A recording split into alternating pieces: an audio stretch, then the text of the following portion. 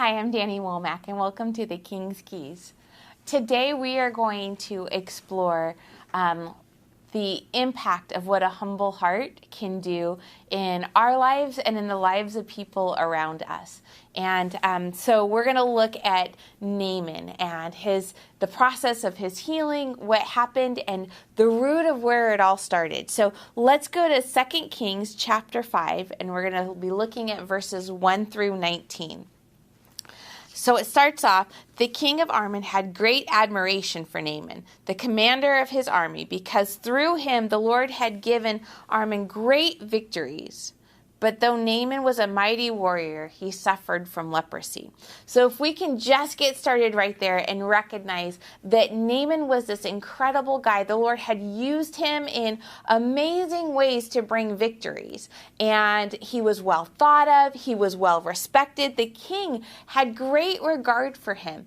And yet, during all of this, he suffered from leprosy. And right here, we can recognize that just because we are suffering through something, whatever our suffering is, doesn't have to define us. It doesn't have to stop us. It doesn't have to sideline us. We get to keep serving God and keep doing the things that He's asked us to do and being, honestly, who He created us to be, even in the midst of suffering. And that's what Naaman was doing. He was doing what he was able to do in the midst of navigating through the suffering of leprosy. And so in verse 2, it says that the Aramean raiders had invaded the land of Israel, and among their captives was a young girl who had been given to Naaman's wife as a maid. So here we have a young woman. She'd been taken captive and given to this family, to the wife, to be a maid. One day the girl said to her mistress, so Naaman's wife, "I wish my master would go and see the prophet in Samaria. He would heal him of his leprosy." So if you can imagine, this servant girl is in the house, is in Naaman's home, and seeing what's going on, and it is in her heart for her master to be healed, for him to not have to deal with leprosy. Can you imagine the range of reasonable emotions that this girl could have in light of her situation? And while she was there as a maid, as a servant, it was her heart. She just wished that Naaman would go see the prophet and would be healed of his leprosy. This is a humble, humble heart. So her words, the servant girl's words, end up being spoken to the king. So Naaman, verse 4, so Naaman told the king what the young girl from Israel had said. "Go and visit the prophet," the king of Aram told him. So the king's like, yes. The servant girl's words get declared to the king, and now the king is in agreement and releasing Naaman to be able to go. And not just that, not just blessing and saying, "Go visit the prophet," but the king says, "I will send a letter of introduction for you to take to the king of Israel." There's kings involved based upon this heart's desire of a servant girl. We never know where our heart's desires will end up being proclaimed. The heart's desires of the servant girl get proclaimed to the king. And now the king is going to write a letter of introduction to another king. So Naaman started out carrying as gifts 750 pounds of silver. Why? Because a servant girl was moved with compassion and expressed a desire for him to go see the prophet and be healed. 150 pounds of gold and 10 sets of clothing. The letter to the king of Israel said, "With this letter I present my servant Naaman. I want you to heal him of his leprosy." So off he goes. When the king of Israel read the letter, he tore his clothes in dismay and said, "This man sends me a leper to heal.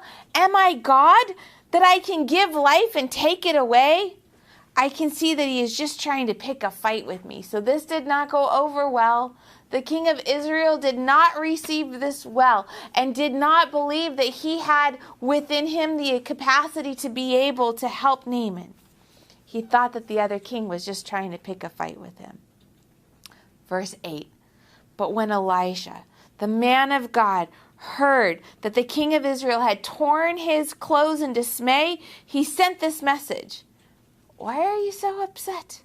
Send Naaman to me, and he will learn that there is a true prophet here in Israel. Okay, so now let's look at the heart of Elisha.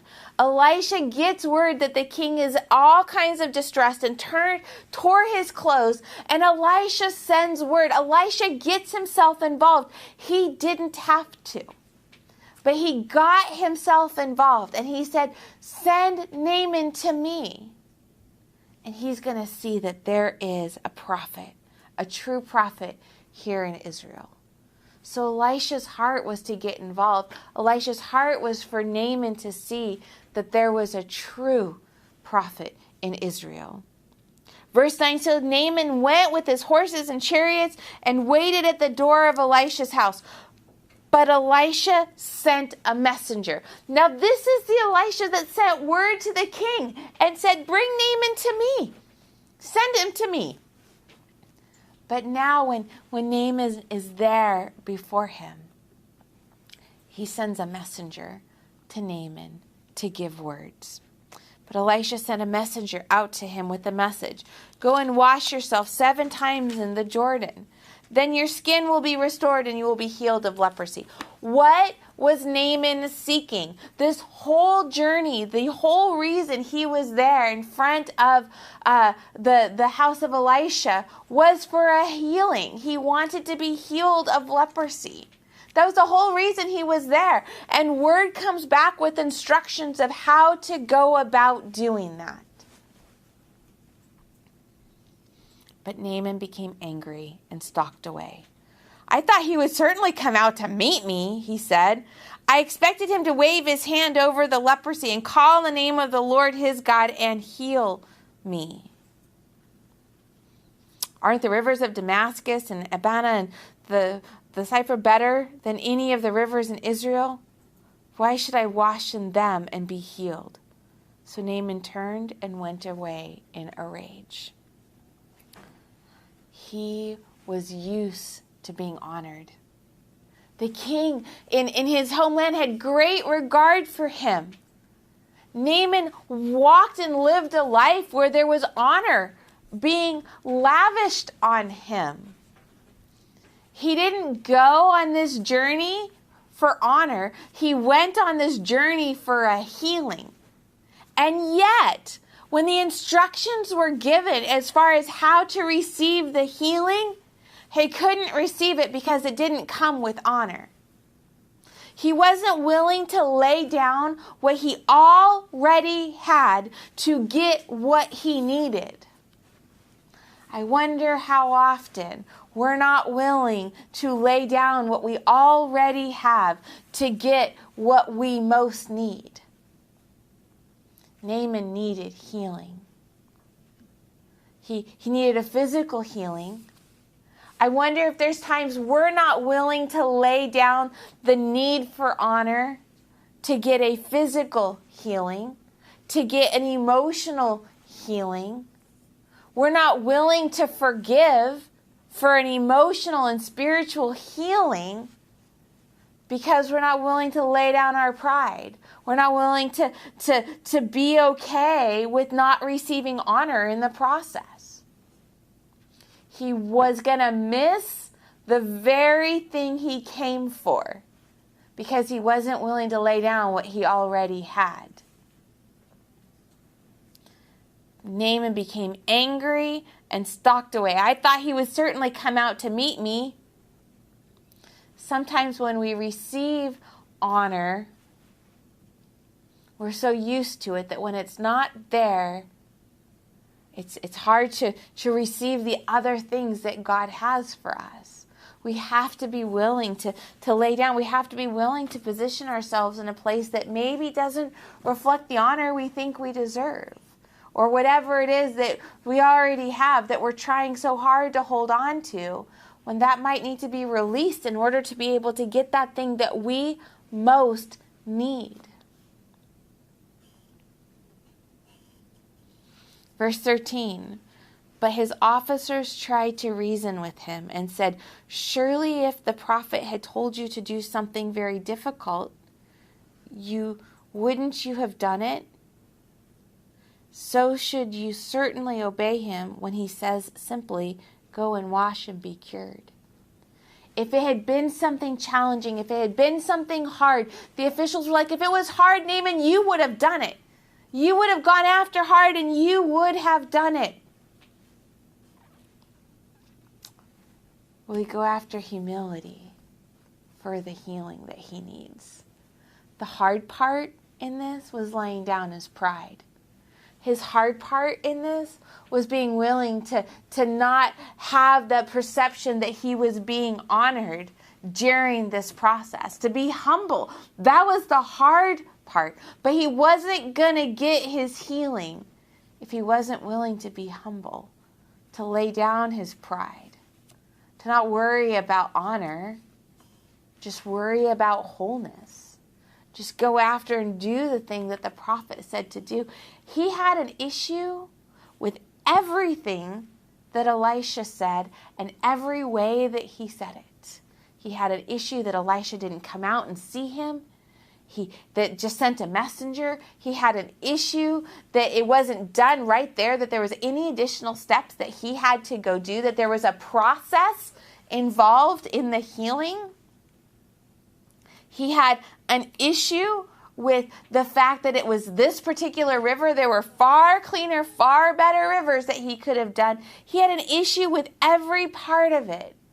How often when we don't feel like we're being treated well, when we're navigating from a place of pride, do we have an issue with everything about the situation? And it's those issues that will prevent us from getting the very thing that we were seeking after, the healing. I believe that there's tons of ways Elisha could have called on the Lord to heal Naaman. But the leprosy might not have been the biggest thing that he needed the healing from. That might have been what he perceived his biggest need was.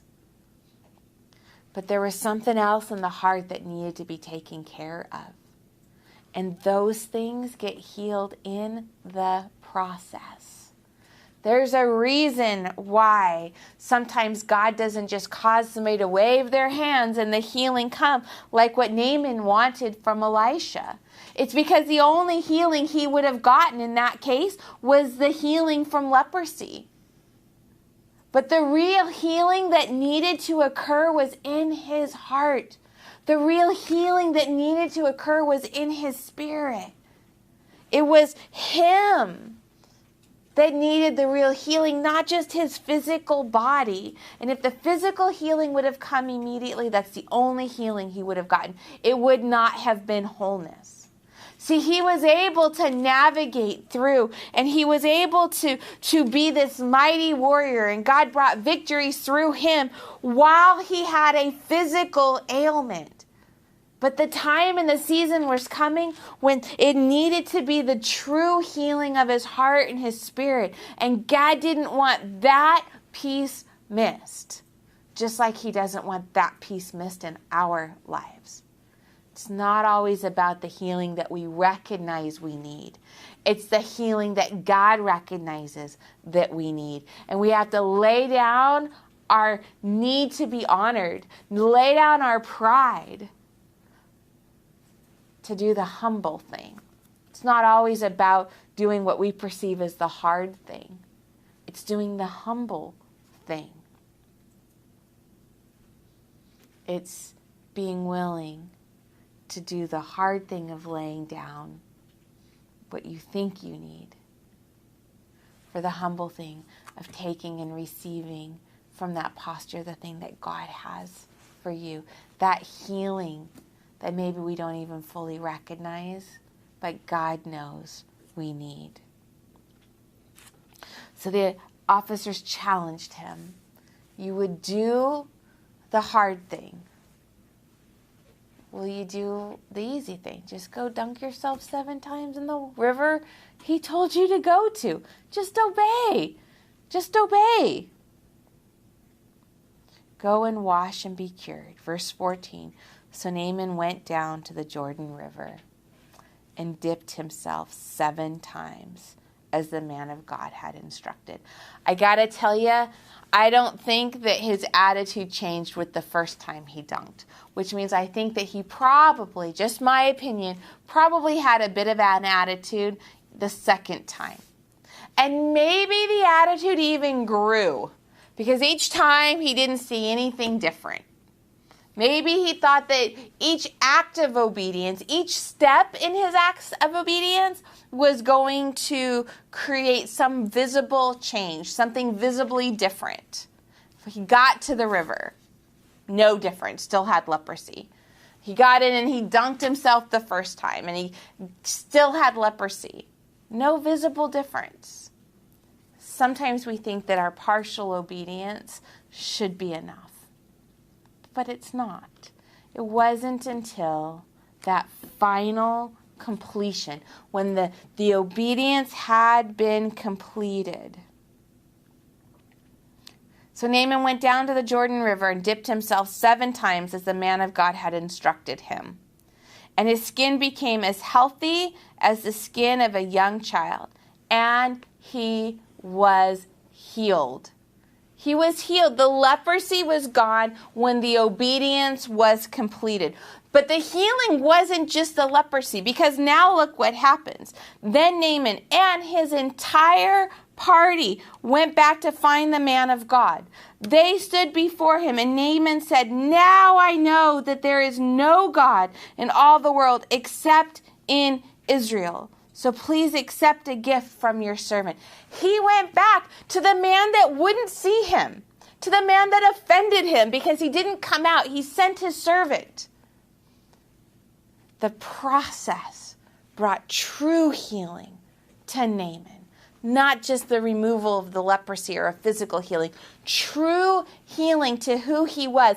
And he went back to face that man again and said, "Now I know." It wasn't just a knowledge that there was a prophet in Israel, which is what Elisha had said to the king. But now it's the understanding that there is a God in Israel, the God in Israel. And he asked him to take a gift, and Elisha said, No, I'm not going to take the gift. I won't accept it. I serve the Lord, and as surely as he lives, I won't accept the gift. And although Naaman tried to impose it, Elisha said no. Now look what happened. Then Naaman said, "All right, but please allow me to load 2 of my mules with earth from this place, and I will take it back home with me.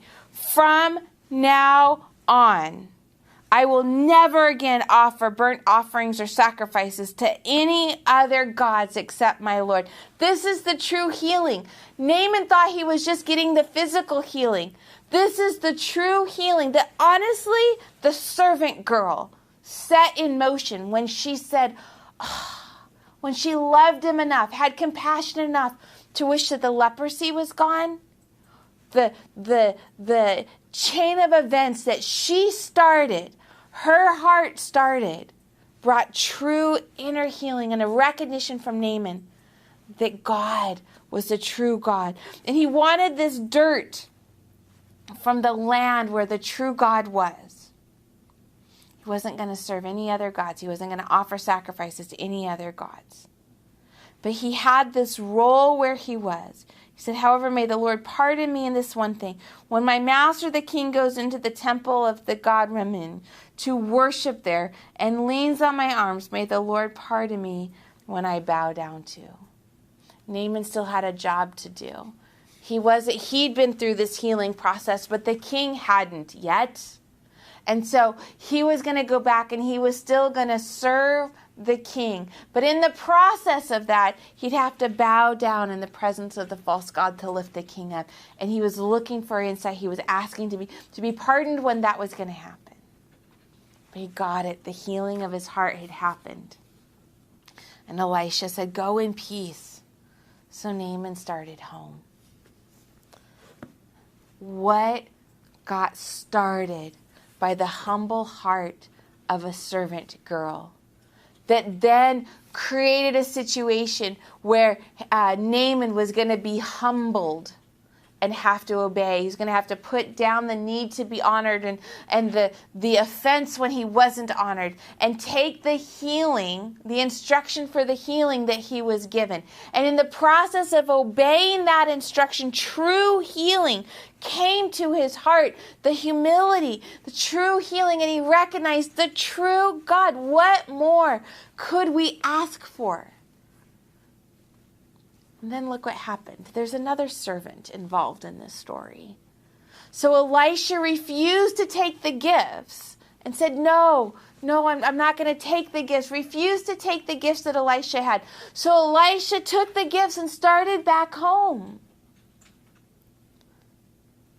But Gehazi, the servant of Elisha, went after him. He saw that there were gifts, and he went and he was going to trick Naaman and lie to Naaman to get the goods, to get the gift. He wanted the money. He wanted the items. So let's look in contrast of these two servants. We have a servant girl that was taken captive and was serving with such a heart for her master that she wanted him to be physically healed and set in motion this whole thing. And she served a master that didn't know the true God at the time. And now we have the servant of Elisha who had been with Elisha, who had seen what the prophet had done. They had seen a demonstration of what happens when you're with the true God. Had seen what had happened with Naaman. This transformation with Naaman. The healing that came. The recognition in Naaman's heart that there is a true God. And yet this servant, not full of humility, but full of greed, goes and says, "Hey, Elisha," changed his mind. In verse 22, it says, "Yes," Gehazi said, "but my master has sent me to tell you that 2 young prophets from the hill country of Ephraim have just arrived. He would like 75 pounds of silver and 2 sets of clothing to give them." "By all means," Naaman said. "Sure, take it, absolutely." Naaman insisted. This was the second time that a servant had come and he thought had spoken. The first time he received it with offense. I thought Elisha would have come. Now the servant is chasing after him and asking for the very gifts he offered the prophet that the prophet refused. And he says, absolutely, take it. Do we see that there was a change of heart in this man? The true healing had come. Yes, he's now giving it to the servant based upon his word that these 2 others wanted it and needed it. "By all means, take twice as much silver," Naaman insisted. He gave them 2 sets of clothing, tied up the money in 2 bags, and sent 2 of his servants to carry the gifts. And when they arrived at the citadel, took the gifts from the servants and set them in back. Then he went and hid the gifts inside the house. Gehazi kept them for himself. What a contrast, and what a servant's heart can do. What a contrast in the chain of events from a humble, loving servant. Humble hearts set in motion the healing of heaven in ways that I don't think the prideful can ever receive because of their pride. There's something about the humility of a servant.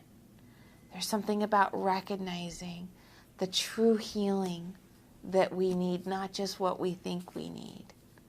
About being humble in our obedience. Gehazi got called out. Where have you been, Gehazi? I haven't been anywhere, he replied. But Elisha asked him, don't you realize that I was there in spirit when Naaman stepped down from his chariot to meet you? Is this the time to receive money and clothing, olive groves and vineyards, sheep and cattle, male and female servants? Because you have done this, you and your descendants will suffer from Naaman's leprosy forever. When Gehazi left the room, he was covered with leprosy. The symbol in Naaman's life of the healing that he thought he needed had now been passed on to Gehazi and his descendants because of the pride, because of the greed, because there wasn't the true healing that Naaman was able to experience. We are willing to do hard things, but are we willing to do humbled things? Once we're humbled, then we can be healed, not just from what we recognize, but God can truly do a work in our hearts when we're humble, when we'll obey when we don't understand the why, when it doesn't make sense, when we could choose offense. If we will be humble and obey, the true healing can come.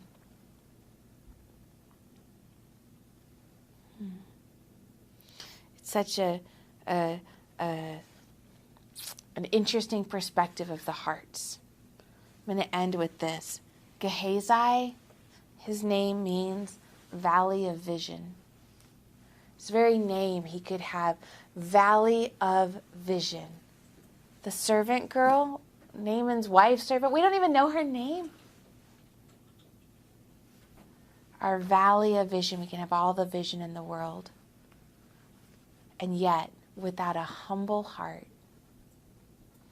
we never get the healing that we really need. With a humble heart, our words can be declared before kings and bring transformation and a healing of our physical bodies, others' physical bodies, and the true heart healing that they need.